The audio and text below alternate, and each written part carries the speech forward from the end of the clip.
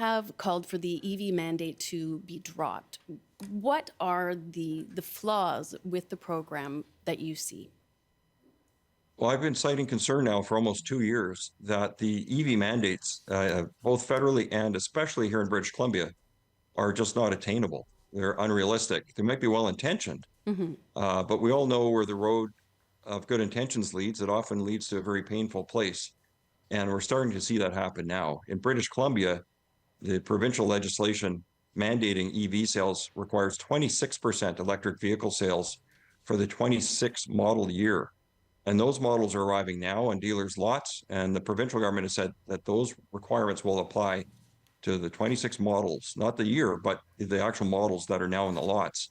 Compare that to the federal mandates that people are shocked about, which are 20% for the 26 model year, whereas in BC we're at 26. And then by 2030, it gets even more unrealistic in British Columbia. It rises to 90% for the 2030 model year versus 60% for the federal mandate in 2030. So any way you slice it, British Columbia is a bit of an outlier. And Energy Futures recently learned that the BC government is undertaking a technical review of the Zero Emission Vehicle Act, which seems to acknowledge that sales targets are increasingly difficult to meet.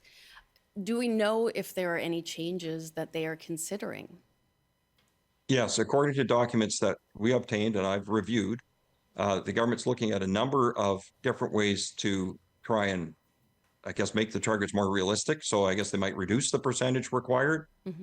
They're considering maybe reinstating the provincial rebate of up to $4,000 per electric vehicle that was suspended back in May of this year.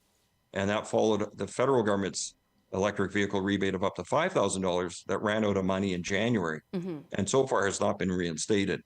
So they're looking at possibly trying to make it easier for people to buy them, but they're also looking at maybe changing the targets, the mandates themselves.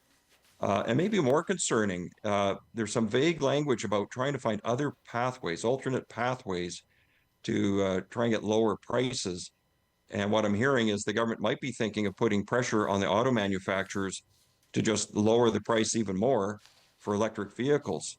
But it's worth noting that I think almost every major auto manufacturer is reporting that they're losing money currently on every electric vehicle sold.